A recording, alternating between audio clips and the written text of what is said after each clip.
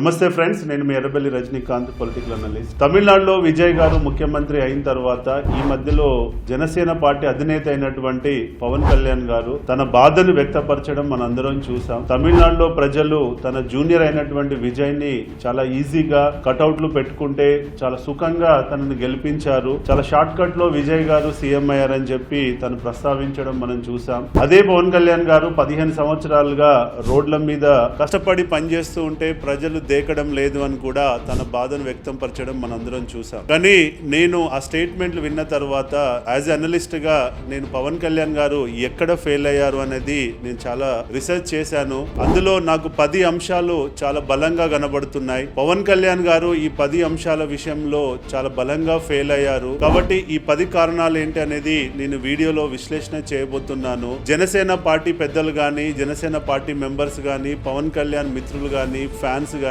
పవన్ కళ్యాణ్ ని రోజు ట్రోల్ చేసే వాళ్ళందరూ ఈ వీడియోని మీరు చివరి వరకు చూడండి. మీ అందరికీ తెలియని ఎన్నో నిజాలు నేను చెప్తాను. మీకు ఇది చాలా రాజకీయంగా కనువిప్పుగా కూడా ఉంటుందని చెప్పి నేను ఆశిస్తున్నాను. ఒకవేళ నేను ఈ వీడియోలో చేసే విశ్లేషణలో ఏ ఒక్క పాయింట్ అయినా తప్పు అని చెప్పి జనసేన పార్టీ వాళ్ళు గనక ప్రూవ్ చేస్తే, జనసేన పెద్దలు గనక ప్రూవ్ చేస్తే, యాజ్ ఏ పొలిటికల్ అనలిస్ట్ గా నేను పవన్ కళ్యాణ్ గారికి తను సీఎం అయ్యేంత వరకు ఫ్రీగా పనిచేయడానికి నేను రెడీగా ఉన్నానని చెప్పి నేను ఛాలెంజ్ విసురుతున్నాను. మీరు ఈ ఛాలెంజ్ ని రిసీవ్ చేసుకుంటారని చెప్పి కూడా నేను ఆశిస్తున్నాను. సో మీరు అడగొచ్చు, మీరు ఎవరండి ఈ ఛాలెంజ్ విసరడానికనంటే, తెలంగాణ ఆంధ్ర రాష్ట్రంలో నేను 100 మంది ఎమ్మెల్యేలని, 20 మంది ఎంపీలని గెలిపించిన ట్రాక్ రికార్డు ఉన్నటువంటి ఒక పొలిటికల్ అనలిస్ట్. నా పేరే ఎర్రబెల్లి రజనీకాంత్. మా కంపెనీ పేరు వచ్చేసి రాష్ట్ర రాజనీతి స్ట్రాటజీస్. మేము గత 10 సంవత్సరాలుగా తెలంగాణ ఆంధ్ర రాష్ట్రంలో ఎన్నో ఎలక్షన్స్ చేశాము, ఎంతో మంది లీడర్లని గెలిపించాము, ఎంతో మంది యువకులని ఎమ్మెల్యేలుగా, ఎంపీలుగా చేసిన ట్రాక్ రికార్డు ఉన్నటువంటి సంస్థ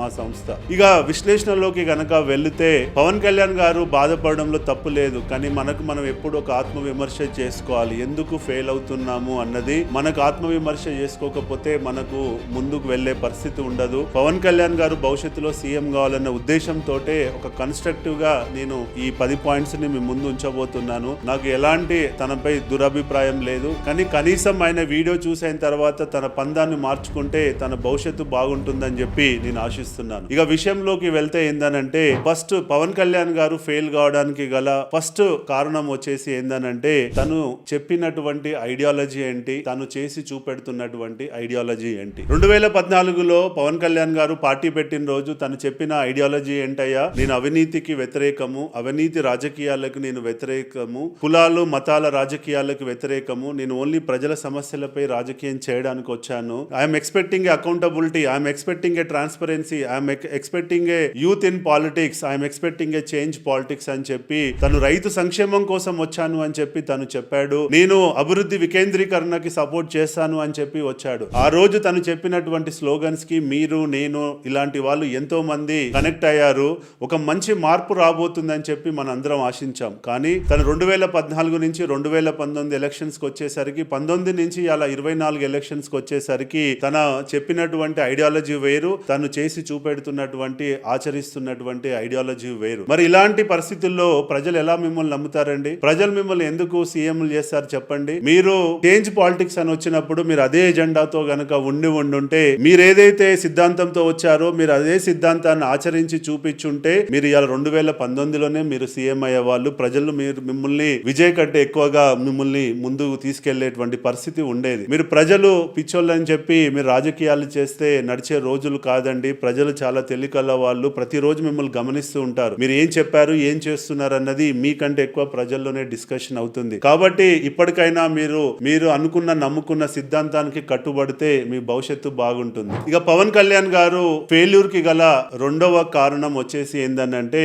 పవన్ కళ్యాణ్ గారు ఒక కులం రంగు పూడ్చుకోవడం. అంటే తను రాజకీయాల్లోకి వచ్చినప్పుడు నేను కులాలకు అతీతంగా రాజకీయం చేస్తానన్నటువంటి పవన్ కళ్యాణ్ గారు ఇలా రాజకీయాల్లోకి వచ్చిన తర్వాత ఎంతసేపు తను ఒక కాపు కమ్యూనిటీకి మాత్రమే లీడర్ అని చెప్పి ఎస్టాబ్లిష్ కావడమే తన ఫెయిల్యూర్ లో రెండవ కారణం. ఎందుకంటే ఇలా కాపు కమ్యూనిటీ ఎంత ఉందండి, 10 to 15% ఉందని చెప్తారు. అంటే మీరు సీఎం కావాలంటే ఒక 40% ఓట్ బ్యాంక్ కావాలి. కాబట్టి మీరు అన్ని కులాల వాళ్ళని కలుపుకొని పోయి మీరు అన్ని కులాలకు లీడర్ అని ఎస్టాబ్లిష్ కావాలి తప్ప నేను ఓన్లీ కాపు కులానికే మీరు లీడర్ అని చెప్పి ఎస్టాబ్లిష్ అయితే మీకు ఎలా వస్తుందండి? మీరు రాజకీయంగా ఎదగాలి అని అంటే మీరు అన్ని కులాలకి లీడర్ అని ఎస్టాబ్లిష్ చేసుకొని ఉండుంటే మీకు మంచి భవిష్యత్తు ఉండేది. కానీ మీరు మీ చుట్టూ ఉన్నటువంటి నాయకులను చూస్తూ ఉంటే, మీరు మాట్లాడే విధానం చూస్తూ ఉండుంటే, మీ మనసులో లేకపోయినా కానీ మీకు ఒక కాపు కులానికి సపోర్ట్ చేస్తున్నారనే ముద్ర పడ్డది అన్నది మీరు ఫస్ట్ గ్రహించాలి. మీ మనసులో లేకుండా పోవచ్చు, నేను అందరికీ సమానంగా చూస్తానని మీరు చెప్పొచ్చు, కానీ మీ యొక్క వ్యవహార శైలి, మీ చుట్టూ ఉన్న వాతావరణం ఏం చెప్తుందయ్యా అంటే మీరు కాపు కులానికే నాయకుడు అని చెప్పి చెప్తున్నారు. అలాంటప్పుడు మీకు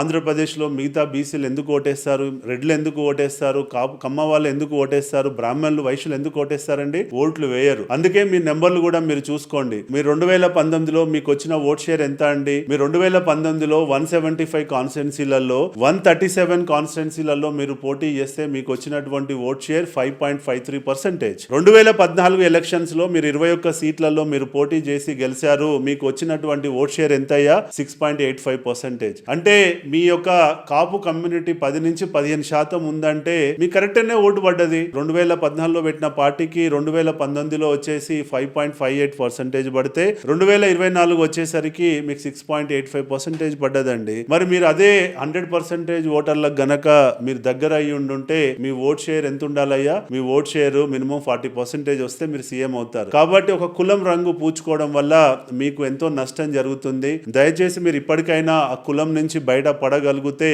మీకు మంచి భవిష్యత్తు ఉంటుందన్నది నా ఉద్దేశం. పవన్ కళ్యాణ్ గారు ఫెయిల్యూర్ కి గల ప్రధానంగా మూడో కారణం వచ్చేసి తను బీజేపీ పార్టీతో ఫ్రెండ్షిప్ మెయింటైన్ చేయడం. తను 2014లో వచ్చిన ఎజెండాలో తను ఒక సెక్యులర్ పార్టీగా డిక్లేర్ చేసుకున్న వ్యక్తి తను ఒక నాన్ సెక్యులర్ పార్టీ అయినటువంటి బీజేపీతో ఎలా చేతులు కలుపుతాడండి? మనం ఇలా గమనించాల్సింది ఏంటంటే 2014 నుంచి 2019 వరకు ఇదే పవన్ కళ్యాణ్ గారు బీజేపీ ఫెయిల్యూర్స్ మీద చాలా సార్లు మాట్లాడారు. స్పెషల్ స్టేటస్ కావాలి అని చెప్పి నిలదీశారు. మరి అదే స్పెషల్ స్టేటస్ కి వ్యతిరేకంగా ఉన్నటువంటి బీజేపీతో మీరు చేతులు ఎలా కలుపుతారండి? మరి మీరు ఆ చేతులు కలిపితే ప్రజలు చూడట్లేదా? ప్రజలు రోజు మిమ్మల్ని గమనించట్లేదా? మీరు అదే పార్టీని విమర్శించి ఇవాళ 2019 వచ్చేసరికి మీరు అదే పార్టీకి సపోర్ట్ గా నిలబడితే ప్రజలు మిమ్మల్ని ఎందుకు యాక్సెప్ట్ చేస్తారండి? ఒక మతతత్వ పార్టీ అయినటువంటి బీజేపీతో మీరు ఫ్రెండ్షిప్ మెయింటైన్ చేస్తే ఇవాళ మీకు మైనారిటీ ఓట్స్ దూరం అవుతున్నాయి, అటు ముస్లిం క్రిస్టియన్ ఓట్లు దూరం అవుతున్నాయి. ఇవాళ ఎట్లా లేదన్నా 10 నుంచి 15% ఇవాళ ముస్లిం క్రిస్టియన్ ఓట్లు ఆంధ్రప్రదేశ్ లో ఉన్నాయి. అంటే మీకు ఆ ఓట్లు పడాయి కదా. ఆ ఓట్లు మీకు పడకపోతే రేపు మీరు ఎలా సీఎం అవుతారండి? మీరు ఇవాళ 2014లో వచ్చినప్పుడు సెక్యులర్ గా ఉంటా అన్నారు. అదే 2019 వచ్చేసరికి బీజేపీతో ఫ్రెండ్షిప్ కలపడం వల్ల మీరు నాన్ సెక్యులర్ అయిపోయారు. దాని వల్ల మీకు చాలా నష్టం జరిగిందన్నది మీరు గ్రహించుకోవాలి. కాబట్టి ఇప్పటికైనా మతాలకు అతీతంగా ఒక సెక్యులర్ గా ఉండగలిగితే మీకు భవిష్యత్తు ఉంటుందన్నది నా ఉద్దేశం. ఇక పవన్ కళ్యాణ్ గారు ఫెయిల్ కావడానికి ప్రధానంగా 4వ కారణం వచ్చేసి ఏంటంటే డైనాస్టిక్ పాలిటిక్స్ ని ఎంకరేజ్ చేయడం. అంటే వంశ పారంపర్యమైనటువంటి రాజకీయాలకు నేను వ్యతిరేకం అని చెప్పినటువంటి పవన్ కళ్యాణ్ గారు ఇవాళ తను గెలవక ముందుకే అంటే 2014లో ఆయన పోటీ చేయలేదు. 2019లో ఇంకా గెలవలేదు, ప్రూవ్ చేసుకోలేదు, తను ఎమ్మెల్యే కాలేదు. ఒక ఎంపీ కానప్పుడే తన అన్నని నాగబాబు గారిని తీసుకొచ్చి నర్సాపురం పార్లమెంట్ నుంచి ఎంపీగా పోటీ చేయించి రాత్రింబవళ్ళు నా అన్నని గెలిపియండి అని చెప్పి ప్రజల్లోకి వెళ్ళడం. అంటే మీరు కనీసం ప్రూవ్ చేసుకున్న తర్వాత అయినా మీ కుటుంబ సభ్యుల్ని మీరు ప్రజల్లోకి తీసుకొస్తే బాగుండేది. మీరే ప్రూవ్ కాక ముందుకు అప్పుడే కుటుంబ సభ్యుల్లో ఒకరిని తీసుకొచ్చి మీరు ఎంపీ చేయాలని ప్రయత్నం చేస్తే ప్రజలు ఎలా యాక్సెప్ట్ చేస్తారండి? మీరు ఒకసారి ఆలోచించుకోవాలి. ఎందుకంటే మీరు డైనాస్టిక్ పాలిటిక్స్ వ్యతిరేకం అని మాట్లాడే వాళ్ళు, అటు లోకేష్ డైనాస్టిక్ పాలిటిక్స్ గురించి, అటు జగన్మోహన్ రెడ్డి గారి యొక్క డైనాస్టిక్ పాలిటిక్స్ గురించి మాట్లాడే మీరు గెలవ ముందుకే మీ అన్నని తీసుకొచ్చేసి మీరు ఏం చేశారయ్యా? మీరు ఎంపీగా పోటీ చేయించి గెలవడానికి నిరంతరంగా ప్రయత్నం చేశారు. ఇక 2024లో గెలిచిన తర్వాత మీరు ఒక ఎమ్మెల్సీ పదవి ఇవ్వాల్సి వస్తే, ఒక ఎమ్మెల్యే బేస్డ్ యునానమస్ ఎమ్మెల్సీ ఇవ్వడానికి వస్తే మీ పార్టీలో ఇంకా వేరే కులం వాళ్ళు లేరయ్యా? మీ పార్టీలో ఇంకా వేరే నాయకులు లేరయ్యా? మీరు ఉన్నటువంటి ఒక ఎమ్మెల్సీ పొజిషన్ కూడా మీరు మీ కుటుంబ సభ్యులకే ఇచ్చారు కదా. మరి ప్రజలు మిమ్మల్ని ఎందుకు నమ్ముతారు అని చెప్పి నేను ప్రశ్నిస్తున్నా. కాబట్టి ప్రజలకి మనము చెప్పేది చేసేది చాలా కన్సిస్టెంట్ గా ఉండాలి. అంతేగాని చెప్పడము నీతులు చెప్తాను నేను పెద్ద ఐడియలిస్టిక్ లీడర్షిప్ అని చెప్పి మీరు చేసేటి అన్ని ఇప్పుడున్నటువంటి పార్టీలు ఎలా అయితే చేస్తున్నాయో మీరు అలానే చేస్తే మిమ్మల్ని ఎందుకు డిఫరెంట్ గా చూస్తారు? ఇప్పుడున్న పార్టీలనే వెన్నుకుంటారు కదా. మీరు ఎలా డిఫరెంట్? మీ జనసేన పార్టీ ఎలా డిఫరెంట్ అని చెప్పి ప్రజలు కూడా అడుగుతున్నారండి. కాబట్టి కాబట్టి మీరు ఒకసారి ఆత్మవిమర్శ చేసుకోవాలి. ఎందుకంటే ఇవాళ ఒక్కరు వచ్చారు, రేపు మళ్ళీ గెలిస్తే 10 మంది వస్తారు మీ కుటుంబంలో నుంచి. సో కాబట్టి మీరు డైనాస్టిక్ పాలిటిక్స్ కి వ్యతిరేకమని చెప్పారు. మీరు చెప్పింది ప్రాక్టీస్ చేసి చూపెట్టండి, ప్రజలు మిమ్మల్ని దగ్గరకు తీసుకుంటారు. ఇమ్మీడియట్ గా మీరు నాగబాబు గారిని రిజైన్ చేయమని చెప్పి ఆ పదవిని ఇంకొకరికి ఇప్పియండి, ప్రజలు మిమ్మల్ని హర్షిస్తారు. ఇక పవన్ కళ్యాణ్ గారు ఫెయిల్ కావడానికి ప్రధానంగా 5వ కారణం వచ్చేసి ఏంటంటే పార్టీ నిర్మాణం చేయకపోవడము. పార్టీ నిర్మాణం చేయడానికి ఏ రోజు కూడా ప్రయత్నించకపోవడము, పార్టీ నెట్వర్క్ ని బలోపేతం చేయకపోవడము. మీరు 2014లో పార్టీ పెట్టారు, 2019కి వచ్చేసరికి కనీసం పోటీ చేయడానికి మీ దగ్గర ఒక ఎమ్మెల్యే లేడండి. 2024లో పోటీ చేసినటువంటి 21 మంది ఎమ్మెల్యేలలో మెజారిటీ ఆఫ్ ద ఎమ్మెల్యేలు చంద్రబాబు నాయుడు గారు ఇచ్చినటువంటి ఎమ్మెల్యే క్యాండిడేట్స్. మీరు ఆయనే మీ పార్టీ బీఫామ్ మీద ఆయన క్యాండిడేట్లను పెట్టి గెలిపించుకున్నాడండి. అది మీరు గ్రహించాల్సినటువంటి విషయం. మీకు ఇలా ఆంధ్రప్రదేశ్ లో అప్రాక్సిమేట్ గా ఒక 50,000 నుంచి 60,000 బూతులు ఉంటే ఎంతో ఫ్యాన్ బేస్ ఉందండి. కనీసం 1,00,000 మంది యువకులని బూత్ కి ఇద్దరినంటే ఇద్దరిని మీరు తయారు చేయడంలో ఇలా ఫెయిల్ అయ్యారు. అదే తమిళనాడులో 70,000 మంది బూతులకి 1,50,000 మందిని ఇలా విజయ్ గారు వాళ్ళ యొక్క ఫ్యాన్స్ ని కార్యకర్తలుగా తయారు చేసుకోవడంలో సక్సెస్ అయ్యాడు. కాబట్టి ఆయన ఇలా సీఎం అయ్యాడు. మీరు ఇలా కనీసం ఒక గ్రామానికి పోయింది లేదు, ఒక బూత్ కు పోయింది లేదు, ఆడున్న యువతను ఐడెంటిఫై చేసుకుంది లేదు, వాళ్ళతో కూర్చొని మాట్లాడింది లేదు, వాళ్ళని లీడర్లుగా తయారు చేసింది లేదు, వాళ్ళకి శిక్షణ తరగతులు పెట్టింది లేదు. అలాంటప్పుడు పార్టీ నిర్మాణం జరగకపోతే మీరు ఎలా సీఎం అవుతారండి? ఇలా మీరొక్కరు స్పీచ్ ఇస్తే కాదు కదా, బూత్ లెవెల్లో పనిచేసే కార్యకర్తలు ఉండాలి. మీ అనుబంధ విభాగాలలో ఉన్న లీడర్లు ఎవరు? ఇలా మీ గ్రామ స్థాయి నుంచి ఇలా పార్లమెంటు స్థాయి వరకు, రాష్ట్ర స్థాయి వరకు ఉన్న మీ మహిళా కమిటీలు ఏంటి, మీ రైతు కమిటీలు ఏంటి, మీ యువజన కమిటీలు ఏంటి, మీ స్టూడెంట్ కమిటీలు ఏంటి అని చెప్పి ఇలా ప్రజలు అడుగుతున్నారు. మీరు కనీసం ఇలా డిప్యూటీ సీఎం అయిన తర్వాత అయినా మీకు ఫండ్స్ కి కుదవలేదు. మరి ఎందుకు మీరు ఇలా కనీసం గ్రామానికి 10 మంది యువకులని లీడర్లుగా తయారు చేయలేకపోతున్నారు అన్నది పెద్ద ప్రశ్న. కాబట్టి మీరు అనుబంధ విభాగాలను డెవలప్ చేయకుండా, బూత్ కి 2 యువకులను తయారు చేయకుండా మీరు ఏ రోజు కూడా సీఎం కాలేరు అన్నది మీరు భావించాలి. అది విజయ్ చేశాడు కాబట్టి గెలిచాడు. కాబట్టి మీరు కూడా అది చేస్తే బాగుంటుంది. ఇక పవన్ కళ్యాణ్ గారు ఫెయిల్యూర్ కి గల ప్రధానంగా ఉన్నటువంటి 6వ కారణం ఏందో చెప్తాను వినండి. ఇక 6వ కారణం వచ్చేసి ఏంటంటే పవన్ కళ్యాణ్ గారు పొలిటికల్ గా యాక్టివ్ ప్రెజెన్స్ లేకపోవడం. అంటే ఎప్పుడు ఇన్కన్సిస్టెన్సీ ప్రెజెన్స్ అన్నమాట. అంటే వస్తారు, ఒక ఈవెంట్ చేస్తారు, ఈవెంట్ మేనేజ్మెంట్ చేస్తారు, మళ్ళీ వెళ్ళి సినిమాలు తీసుకుంటారు. ఇలా పొలిటికల్ లీడర్ అంటే ఇలా 24/7 ఎట్ సర్వీస్ అయిపోయింది. ఇలా పొలిటికల్ లీడర్ అంటే నిరంతరం ప్రజల్లో ఉండాలి, ప్రజల సమస్యలపై మాట్లాడాలి, ప్రజలకు అందుబాటులో ఉండాలి. మీరు రోజు కొన్ని గ్రామాలని, మండలాలని, జిల్లాలను వెంచుకొని తిరుగుతూ ఉండాలి. అప్పుడే మిమ్మల్ని మీకు యాక్సెప్టెన్స్ లెవెల్స్ పెరుగుతాయి. ఇలా ఆంధ్రప్రదేశ్ లో ఉన్నటువంటి గ్రామాలలో మీరు ఎన్ని గ్రామాలు తిరిగారండి? మీకు మీరు ప్రశ్నించుకోండి, మీకే తెలుస్తుంది. కాబట్టి పొలిటికల్ ప్రెజెన్స్ యాక్టివ్ గా ఉండాలి. మీరు ఆన్ అండ్ ఆఫ్ పాలిటిక్స్ చేస్తానంటే ప్రజలు నమ్మేటువంటి పరిస్థితి లేదు. కాబట్టి మీరు వచ్చిన రోజు సినిమాలకి దూరం అయ్యానని చెప్పారు, మళ్ళీ మీరు ఓడిపోగానే వెళ్లి సినిమాలలోకి వెళ్ళారు. కాబట్టి ప్రజలు ఇది గమనిస్తున్నారు. మీరు యాక్టివ్ గా ఉండకపోవడం వల్ల కూడా మీకు నష్టం జరుగుతుంది. ఇక పవన్ కళ్యాణ్ గారు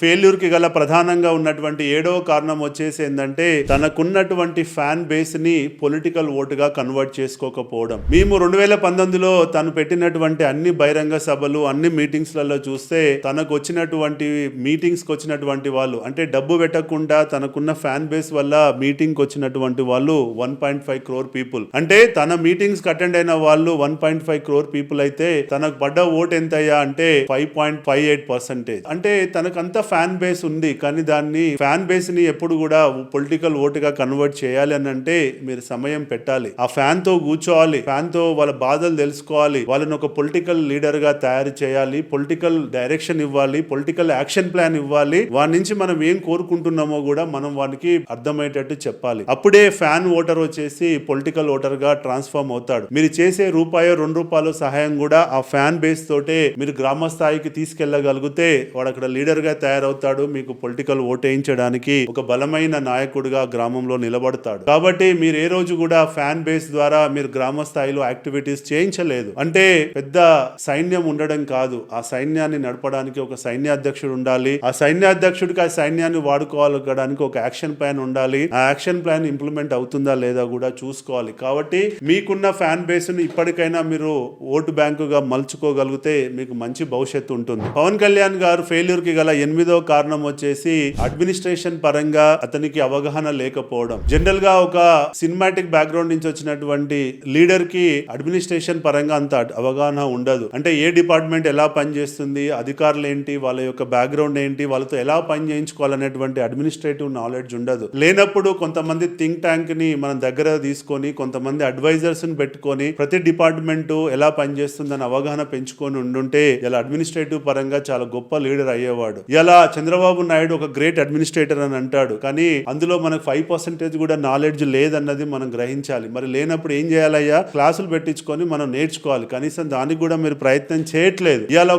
ఒక ప్రిన్సిపల్ సెక్రటరీ ఒక డిపార్ట్మెంట్ రివ్యూ చేసే పరిస్థితిలో మీరు లేరు. ఒక ప్రిన్సిపల్ సెక్రటరీని కూర్చోబెట్టి రివ్యూ చేయాలంటే మీకు స్వతహాగా డిపార్ట్మెంట్ పై నాలెడ్జ్ ఉండాలి. ఇవాళ మీకు అది కూడా లేదు. లేకపోవడం వల్ల కూడా మీరు ఫెయిల్ అవుతున్నారు అన్నది మీరు గ్రహించాలి. ఇక పవన్ కళ్యాణ్ గారి ఫెయిల్యూర్ కి గల ప్రధానంగా ఉన్న 9వ కారణం వచ్చేసి ఏంటంటే consistency in the narrative building. అంటే రాజకీయాలలో ఎప్పుడు కూడా ఒక నరేటివ్ బిల్డింగ్ అనేది చాలా ముఖ్యం. మీరు ఒక సమస్య వచ్చినప్పుడు ఒక కాన్స్టెంట్ గా మీ స్టాండ్ ఏందన్నది ప్రజల్లోకి తీసుకెళ్లాలి. మీ పార్టీని ఎందుకు గెలిపియాలనే దానికి ఒక నరేటివ్ తీసుకెళ్లాలి. ఇలా మీరు చూస్తే తమిళనాడులో విజయ్ గారు ఒకటే ఒక నరేటివ్ తో వచ్చాడు. ఏమని? My fight is with DMK, my fight is not with AIADMK అని చెప్పి క్లియర్ గా చెప్పాడు. అంటే మై ఎనిమీ ఈస్ డిఎంకే, అంటే నా శత్రువు డిఎంకే అని చెప్పి కుండ బద్దలు కొట్టేటట్టు ఒకే ఒక స్లోగన్ తో వచ్చాడు. కాబట్టి ఇవాళ ఆయన గెలిచాడండి. ఇలా మీ నరేటివ్ ఏంది? ఎవరికి అర్థం కావట్లేదు. మీ నరేటివ్ ఏంటి? జగన్మోహన్ రెడ్డిని జైలు పంపడమా? మీ నరేటివ్ లోకేష్ గారిని సీఎం చేయడమా? మీ నరేటివ్